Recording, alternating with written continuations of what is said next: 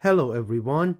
Just so you know, this is one of my most favorite topics in the Quran and one of the things that I adore and love about paradise. So I'm a little bit biased towards this. With that being said, let's look at verse number 24 of chapter 52. It says, وَيَطُوفُ عَلَيْهِمْ غِلْمَانٌ لَهُمْ كَأَنَّهُمْ لُؤْلُؤٌ مَكْنُونٌ. Let's look at the translation of the current Quran. It says, and they will be waited on by their youthful servants, like spotless pearls. There will circulate among them, so this is actually closer, then servant boys, especially for them, and their own serving boys will rotate around them. Devoted youths, like hidden pearls, wait on them. Youths as fair as hidden pearls will be set apart to wait upon them. And there go round waiting on them men servants of their own. Round about them will serve, devoted to them, young male servants, handsome. And there will go round boy servants of theirs to serve them as if they were preserved pearls. This is quite disturbing, to be quite honest.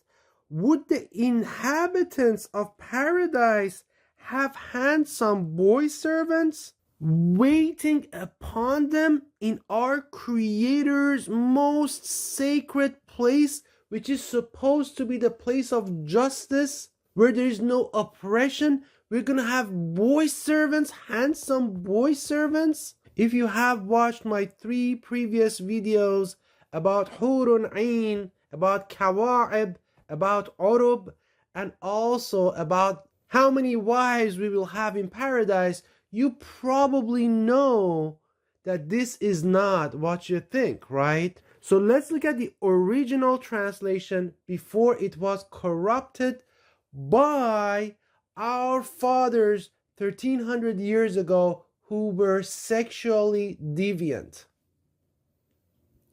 The first question is, what is the meaning of يَطُوفُ عَلَيْهِمْ? As you saw from the translations, they have translated it as a waiting upon someone. However, that is not what it means. In fact, it does not mean to wait upon or to serve at all. This word has been used in the Quran in many instances. So all you need to know is just look at it. Actually used for pilgrimage. It's used for various things. And what it means is to go around something, to move about someone or something. So that's what it means, to go around, to move about, circulate around something. That's what it means. So let's look at an example together. Verse number 19 of chapter 68. It says, فَطَافَ عَلَيْهَا طَائِفٌ مِّن رَبِّكَ وَهُمْ نَائِمُونَ. فَطَافَ عَلَيْهَا is the exact same combination. It says يَطُوفُ عَلَيْهِمْ. This is a mudara. This is a past. This is a madi. This is a past tense, right? It's the exact same thing. فَطَافَ عَلَيْهَا يَطُوفُ عَلَيْهِمْ, right? But here is, as you can see, the punishment of Allah cannot possibly wait upon or serve someone, right? However, what happens is that the punishment is moving about, is circulating amongst them, is visiting them. Like a tourist, it's just moving around them and encompassing them and destroying them. So, فَطَافَ عَلَيْهِمْ. The other question is, what is the meaning of غلمان? So غلمان is the plural of Gholam. So غلمان is the plural of Gholam. What does Gholam mean? Gholam means son or boy. Now let's see the examples in the Quran, because the word Gholam is used in the Quran many times. Let's see the examples in the Quran together. 3:40, Zachariah is praying to Allah, "Oh God, how can I have a son, a ghulam, when old age has already overtaken him. So who is it talking about? This instance is talking about Yahya or John the Baptist, right? So this is John. And then 12:19. This is the story of Joseph. It says, what a lucky find, a boy. This is a boy. So this is about who? This is about Joseph or Yusuf. 15:53. Basically, this is the story of Abraham.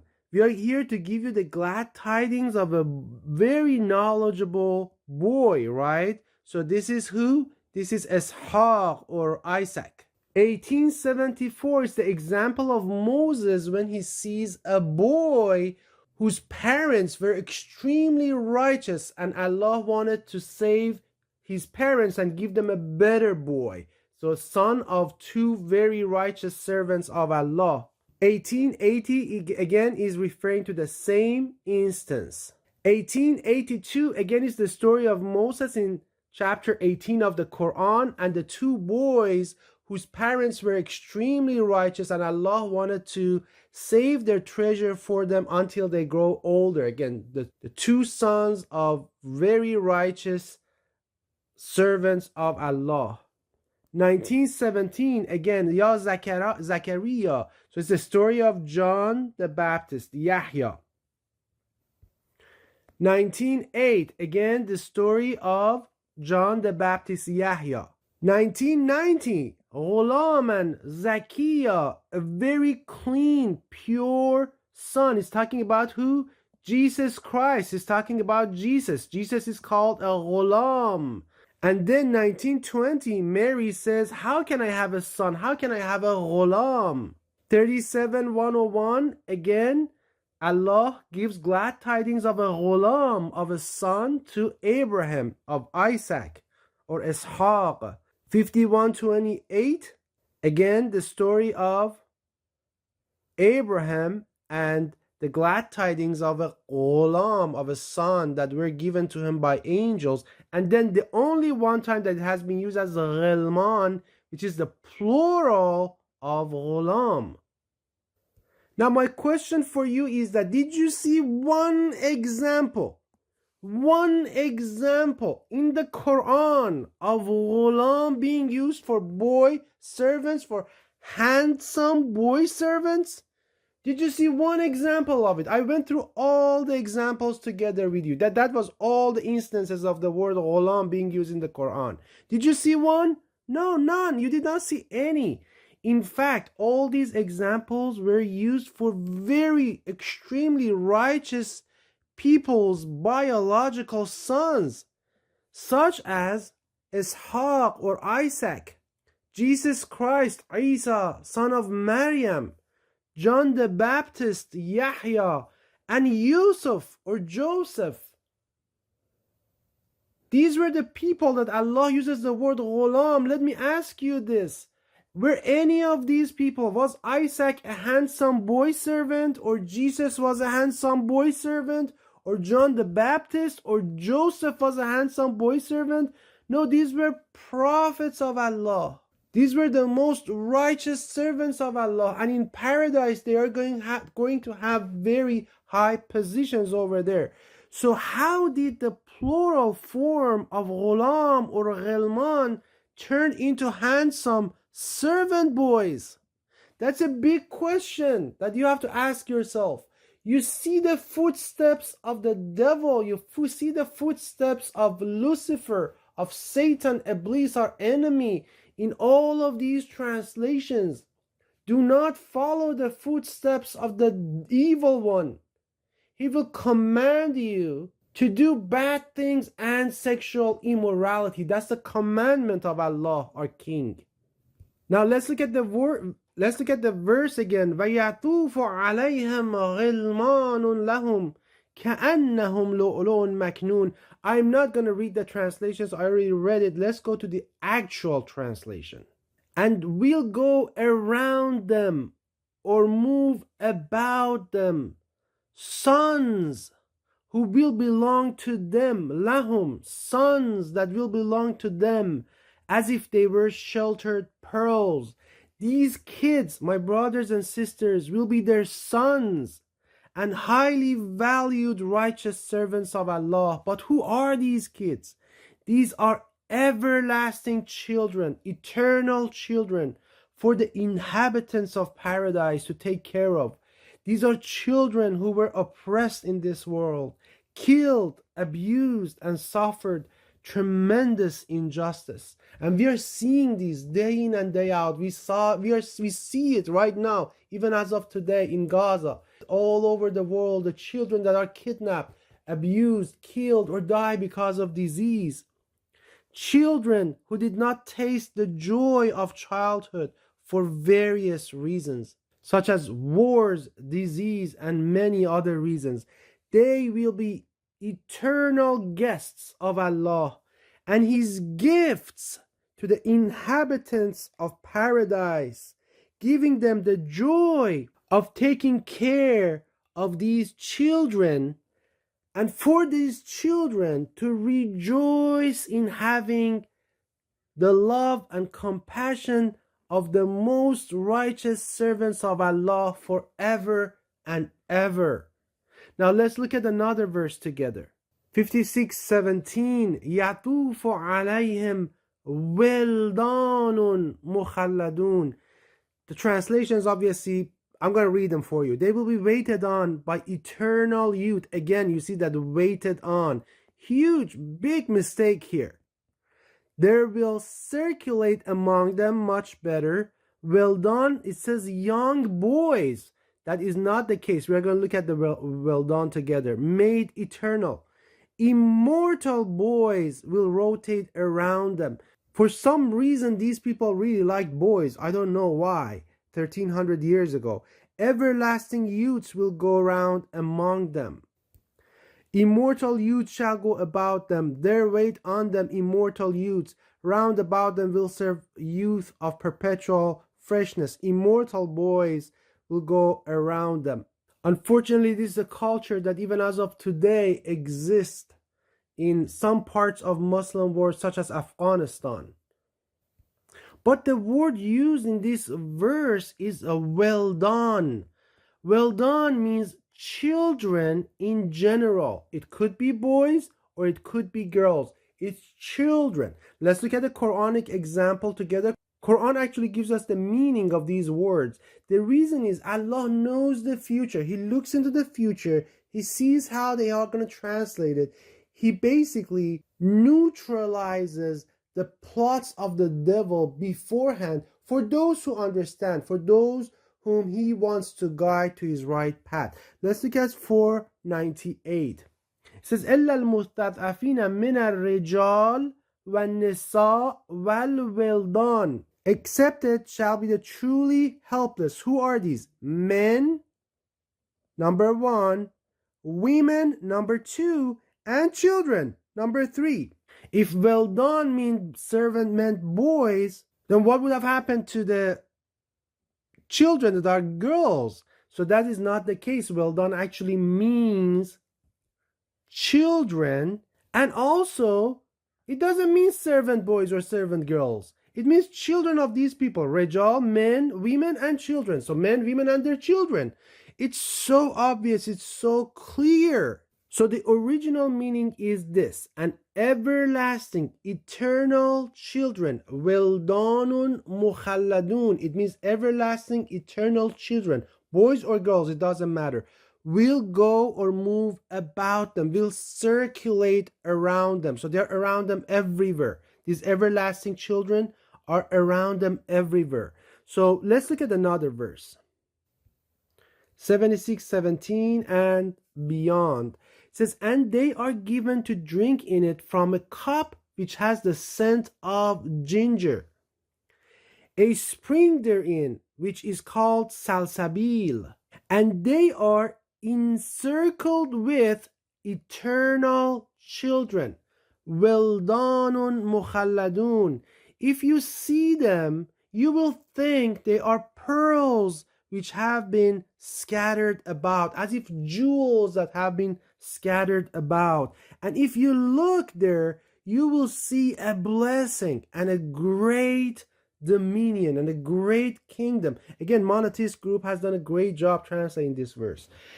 Great kingdom, great blessing. But note, here in this verse, it doesn't say ka'amsal. If you look at the verse we were talking about, Hoor and al-Ayn, it actually says ka'amthal. Ka'amsal means it looks just like it. But in this verse, it's not talking about that. It's basically saying that when you look from above, these kids are smaller, and they look as if they are scattered pearls in the midst of inhabitants of paradise. I remember, paradise is not a village, is not a city. Paradise is huge.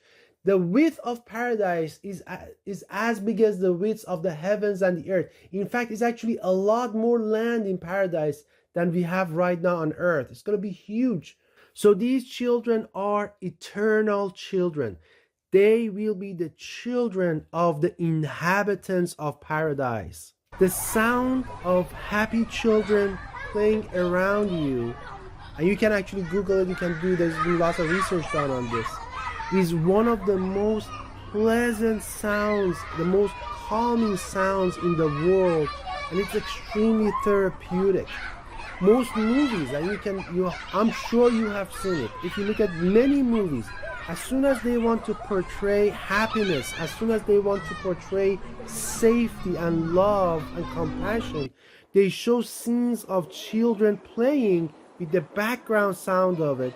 Now, be it in a family, sometimes in a neighborhood, sometimes in a country, that's how it is. That's how therapeutic, that's how loving, that's how compassionate this background sound is. So imagine in paradise, you're going to have these children around you playing happily without any sufferings, without any injustice. And all the inhabitants of paradise know what these people suffered from, what injustices these children endured in their childhood.